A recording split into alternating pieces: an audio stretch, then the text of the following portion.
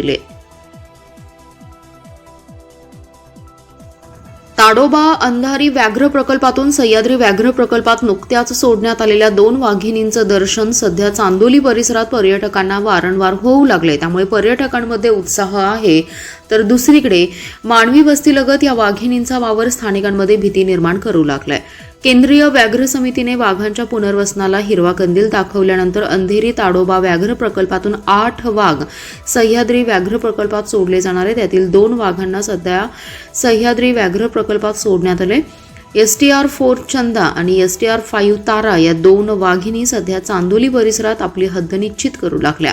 सुरुवातीला चांदोलीत सोडण्यात आलेली चंदा वाघीण काही तासातच कोवर झोनमधून बफर झोनमध्ये आली. उदगिरी देवालय परिसर तसेच मानवी वस्तीलगत मुख्य रस्त्यावर पर्यटकांना ती दिसली. त्यामुळे परिसरात भीतीचं वातावरण पसरलं. पर्यटकांनी तिचा व्हिडिओ करून सोशल मीडियावर व्हायरल केला. कालांतराने ती पुन्हा कोवर झोनमध्ये परतली. त्यानंतर सोडण्यात आलेली दुसरी तारा वाघीण हिने चांदोलीचं धरण पोहून पार केलं. त्यामुळे व्याघ्र संवर्धनामध्ये ऐतिहासिक नोंद झाली. आता पुन्हा बफर झोनमधील खुंदलापूर परिसरात ती पर्यटकांच्या नजरेस पडू लागली आहे. चांदोली रिसॉर्टमध्ये थांबलेल्या सोलापूरच्या पर्यटकांना खुंदलापूर मुख्य रस्त्यावरती नुकतीच दिसली. यावरून सध्या तरी तारा वाघिणीचा मुक्काम बफर झोनमध्ये आहे यावर शिक्कामोर्तब झालाय. सह्याद्री व्याघ्र प्रकल्पात वाघिणींचं आगमन, चांदोली परिसरात पर्यटकांना तिचं दर्शन ही पर्यटकांच्या दृष्टीने सकारात्मक बाब असली तरी दुसरीकडे स्थानिक ग्रामस्थांमध्ये भीतीचं वातावरण आहे.